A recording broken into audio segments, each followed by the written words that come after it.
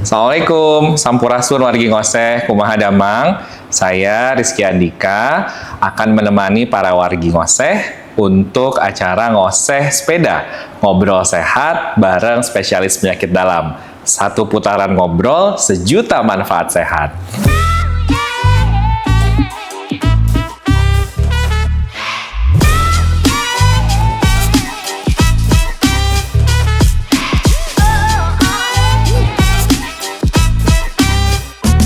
Hari ini kita akan ngobrol dengan spesialis penyakit dalam tentang penyakit hipertensi, penyakit darah tinggi yang biasa kita ketahui oleh awam.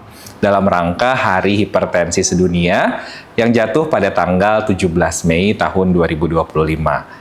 Telah hadir bersama saya seorang dokter spesialis penyakit dalam yang juga guru besar dari Universitas Padjadjaran, Rumah Sakit Hasan Sadikin Bandung, Profesor Dr. Rudi Supriyadi, MKes, spesialis penyakit dalam, konsultan ginjal hipertensi Vinasim. Kita sapa dulu. Apa kabar Prof. Rudi? Halo, Sampurasun, Dokter Isi. Kita ngoseh lagi nih. Ngoseh ya, Prof. Lagi. Ngobrol sehat bersama spesialis penyakit dalam. Hari ini kita mau ngobrol, Prof, tentang penyakit yang banyak banget beredar ya, Prof. Di mana-mana ada penyakit darah tinggi, Prof. Nah, mungkin Prof bisa jelaskan sedikit. Sebenarnya apa sih penyakit darah tinggi atau hipertensi ini, Prof? Oke, baik. Sebelumnya saya ngopi dulu ya. Kita ngopi dulu. Ngoseh sepeda bersama spesialis penyakit dalam. Kopi dulu. Boleh nggak yang ngopi ya? Nah, nanti kita bahas ya, Prof ya. Gimana tuh, Prof? Oke, baik Dokter Rizky. Setelah kita tadi ngopi, kita ngobrol-ngobrol nih. Ini nyantai-nyantai aja nih. Kita berada di ruangan lantai 5 Rumah Sakit Hasan Sadikin ya, bersama Fakultas Kedokteran Unpad juga di sini. Kita ngobrol mengenai hipertensi. Hipertensi itu penyakit yang paling anak muda sekarang bilang gokil lah gitu ya. Suka nembak diam-diam nggak ketahuan tiba-tiba jadi. Iya, makanya kan gini, hipertensi itu adalah the silent killer, pembunuh senyap, nggak pernah ada keluhan ya. Waktu di tensi tiba-tiba 200/100 saja. Si pasien selalu bilang, Prof, saya mah tensi 200/100, tapi nggak ada keluhan, hebat dong saya, kata pasien. Ya, tapi saya bilang, Pak, bukan hebat, eta mah alarm bapak tetes parem, jadi sekedap deh bapak stroke, jadi saya bilang, nambah rewasnya. Waduh, jadi begitu ya Prof, jadi saya harus bagaimana, gitu ya. Nah ini yang kita harus bahas sekarang. Mulai dari definisi hipertensi dulu ya. Hipertensi itu adalah suatu penyakit yang berupa angka ya. Angka yang diukur melalui suatu alat namanya adalah tensimeter ya, alat pengukur tekanan darah. Kesepakatan secara umum ya, pada usia dewasa tekanan darah itu harus di bawah 140 di atasnya dan di bawah 90 mm air raksa untuk di bawahnya. Namanya sistolik dan diastolik. Loh kenapa ya? Kok harus 140-90? Ya karena ternyata hasil penelitian menyatakan bahwa orang yang memiliki tekanan darah lebih dari 140/90 ternyata memiliki komplikasi yang lebih banyak dan lebih cepat meninggal. Komplikasinya apa? Jantung, ginjal, mata, ya, dan otak. Itu adalah komplikasi-komplikasi utama yang disebabkan oleh hipertensi. Jadi penyakit hipertensi adalah penyakit berupa angka yang mengancam jiwa manusia.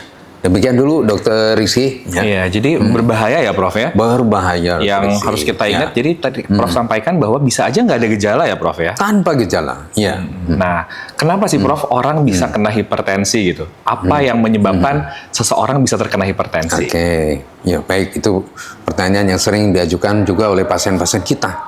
Ya, hipertensi itu apa sih penyebabnya? Selama ini saya kayak sehat-sehat aja, nggak berasa apa-apa. Ya, penyebab hipertensi macam-macam.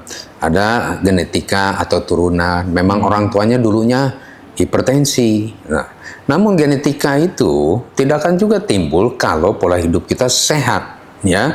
Tidak makan yang aneh-aneh, ya, yang asin-asin, berlemak, tubuh kita nggak gemuk, olahraganya baik, ya, istirahatnya baik, stresnya juga tidak terlalu tinggi, ya. Lalu juga tidak makan ya obat-obatan yang tidak diperlukan lah misalkan, ya, yang bisa memicu hipertensi, ya. Dan hal-hal itu yang harus dijaga. Selama kita hidup sehat, maka insya Allah kita pun akan sehat, terbebas dari hipertensi. Ya, itu dulu, dokter. Ya, banyak yang bilang gini, Prof. Orang tua saya hipertensi, apakah saya akan hipertensi? Nah, ya, betul. Ya, baik. Kalau orang tuanya hipertensi, maka Anda kemungkinan akan hipertensi juga. Ya, karena gennya udah nempel tuh. Gen hipertensi itu udah nempel di kita, tinggal menunggu trigger, ya. Kalau tiap hari kita makan mie instan, gorengan, ya, yang berlemak-lemak, nah ya, seperti apa ya, nasi padang, gulai, sate, atau apa, martabak, ya, nikmat di mulut, tapi jadi racun di perut. Garamnya banyak, lemaknya banyak, pembuluh darahnya jadi kaku lama-lama, akhirnya hipertensi akan muncul. Tapi meskipun Anda punya genetika atau turunan hipertensi, kalau hidup Anda sehat, ya itu mungkin tidak akan muncul hipertensinya. Kalaupun muncul nantilah udah tua banget ya baru muncul hipertensinya, ya. Jadi jagalah hidup Anda supaya kualitas hidupnya tetap baik, terbebas dari hipertensi. Ya, jadi belum tentu ya kalau orang tua kita hipertensi, bisa jadi kita tetap sehat selama kita menjaga pola hidupnya lebih sehat ya, Prof. Ya. Oke, nah selanjutnya gini, Prof, yang sering juga ditanyakan, apa sih gejala-gejala orang yang terkena hipertensi? Tadi kan Prof sempat sampaikan bisa nggak bergejala, tapi sebenarnya gimana? Ada gejala atau nggak ya, Prof? Ya, baik. Ya, kalau begini, hipertensi itu terdiri dari 3 stadium, ya.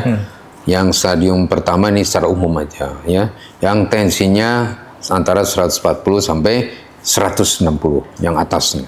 Stadium 2 160 sampai 180. Stadium 3 180 ke atas. Kebanyakan orang itu pada stadium-stadium awal 1 dan 2 itu keluhannya jarang, ya. Tapi ketika masuk ke stadium 3 mulai ada suka nyeri kepala, ya, yang nggak jelas, berat rasanya gitu.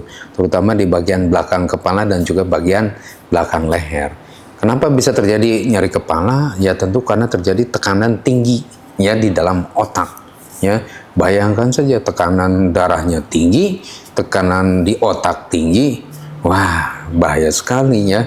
Tiba-tiba balelol, tiba-tiba lumpuh sebelah, tiba-tiba jantungnya kena penyempitan, dan ginjalnya kena penyakit juga.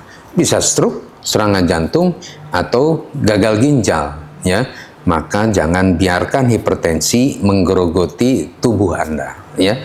Itu dia, dokter. Kira-kira gejala-gejala. Jadi banyak ya, maksudnya komplikasinya ya, Prof, ya. Betul. Dari hipertensi sendiri. Jadi kita harus berusaha untuk mengendalikan tekanan darah ini. Nah, itu jadi PR tuh. Gimana sih, Prof, mengendalikan tekanan darah supaya nggak tinggi gitu? Apa yang harus dilakukan? Ya, baik, ya.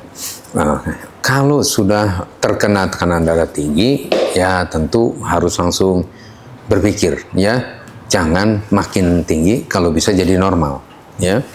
Nah, ada 2 hal yang harus dikerjakan secara garis besar, yaitu tanpa obat, ya, atau non farmakologi. Yang keduanya dengan obat atau farmakologi.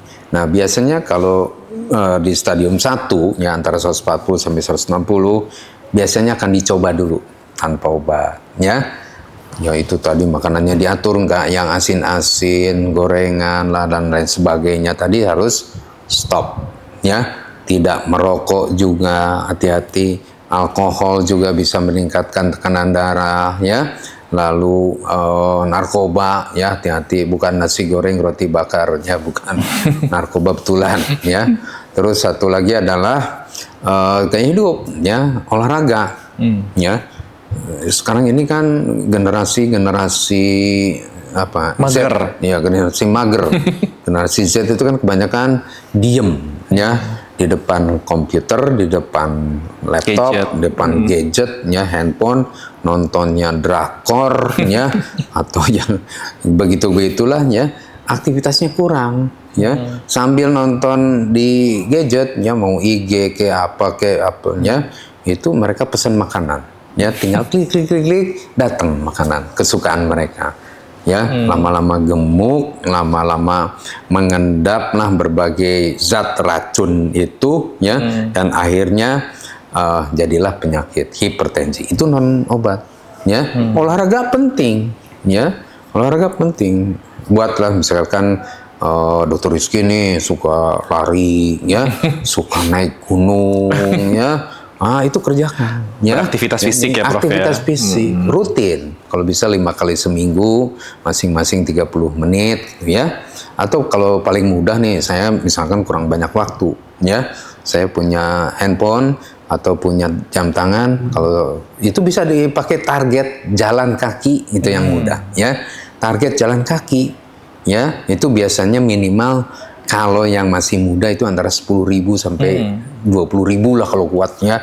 Tapi 10.000 aja saya setiap hari memang capek, ya. Tapi bagi yang udah berusia, ada gangguan penyakit, ya cukup lah 5.000, 6.000. Jalan kaki, ya. Jangan baru jalan kaki 100 langkah diem, jangan. Aktif aja, ya. Saya coba 10.000, ya. Jadi ya badan saya gini-gini amat lah. Gemuk juga nggak terlalu, kurus juga nggak terlalu, ya angger we sakieu stabil aja. Stabil. Gitu, ya. Ya olahraga lain boleh terserah Anda selama fisik Anda kuat, mau berenang, sepeda misalnya dan lain sebagainya. Hati-hati, tapi kondisi jantung harus pastikan aman dulu, ya. Jangan nafsu, ya, wah pengen tenis, pengen badminton, ngagolepak we di lapang, ya. Itu yang jadi masalah, ya. Iya.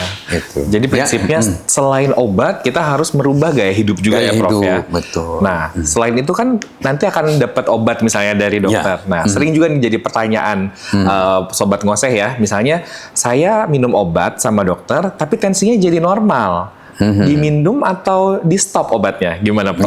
Ya, betul sekali itu. Tadi bicara non farmakologis, sekarang bicaranya farmakologis atau dengan obat, ya. Jadi kalau pasien sudah tidak bisa dengan tanpa obat saja, ya, atau non farmakologis, dokter akan langsung memberikan obat juga. Biasanya mulai dari stadium 2, 3 itu pasti dengan obat, atau ada faktor risiko lain seperti jantung, ginjal, ya, diabetes, itu akan langsung diberikan obat juga selain non farmakologis, ya. Terus kita makan obat, ternyata cocok, ya, dari 160 sekarang jadi 130. Udah berhenti. Nah, itu yang salah.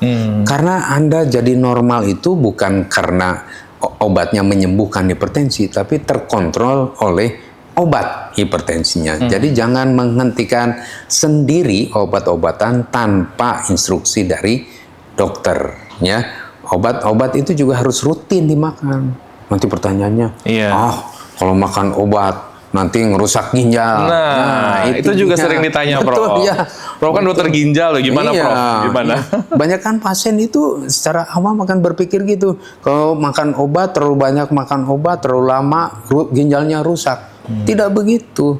Justru obat hipertensi, obat diabetes, obat jantung, ya, dan beberapa obat yang rutin dimakan itu, obat kolesterol, obat asam urat, itu justru akan menyelamatkan ginjal para wargi, ya. Jadi bukan terbalik pikirannya, ya.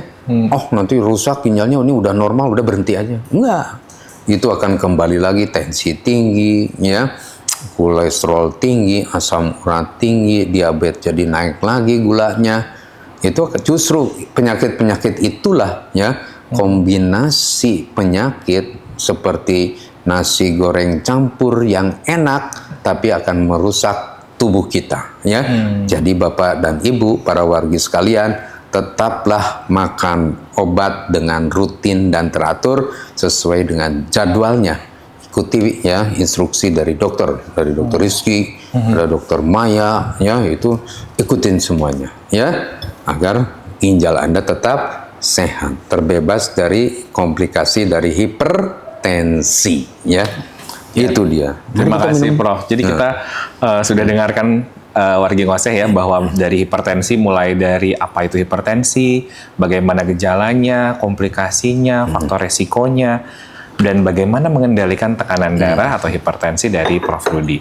Mudah-mudahan ada manfaat dari pembicaraan kita kali ini. Mungkin sebagai penutup dari Prof. Rudi, mungkin ada pesan atau harapan untuk para wargi ngoseh terkait dengan Hari Hipertensi Sedunia yang jatuh pada tanggal 17 Mei ini. Silakan, Prof. Baik, terima kasih Dr. Rizky. Ya, kita ingatkan lagi ya, dalam Hari Ginjal Sedunia itu judulnya Are Your Kidneys Okay? Apakah ginjal Anda baik-baik saja? Ya, apa yang harus dilakukan? Periksakan fungsi ginjal Anda. Satu, cek kreatinin. Yang kedua adalah cek urin. Ini sering lupa nih, yang hal sederhana tapi tidak dikerjakan.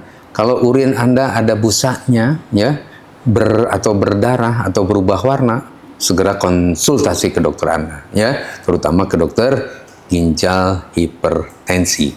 Ada lagi yang lain selain obat-obatan, gaya hidup tadi, saya selalu mengingatkan, rokok itu tolong dihentikan karena racunnya tinggi sekali, merusak semua organ, ya.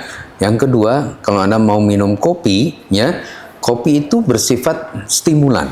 Dia akan meningkatkan tekanan darah dalam waktu cepat, ya, dan mengalirkan aliran darah ke otak sehingga Anda akan merasa seger. Ya, dari yang asalnya ngantuk jadi terbangun gitu loh. Tapi ingat, kopi juga bisa meningkatkan tekanan darah. Maka batasilah minum kopi Anda sesuai dengan kebutuhannya saja, tidak terlalu banyak, ya, yang justru akan menyebabkan kerusakan pada otak Anda, pada jantung Anda, dan juga pada ginjal Anda. Selamatkan ginjal, selamatkan tubuh Anda. Ya. Luar biasa. Terima kasih Prof. Rudi untuk pesannya. Wargi ngoseh, demikian untuk ngoseh sepeda pada episode kali ini. Jangan lupa kalau ada topik tertentu yang ingin dibahas, Sobat Ngoseh, wargi ngoseh boleh tuliskan di kolom komen di bawah. Sampai ketemu lagi di ngoseh sepeda berikutnya. Jangan lupa like, subscribe, dan share apabila dirasa acara ini bermanfaat untuk semua. Sampurasun, sampai jumpa.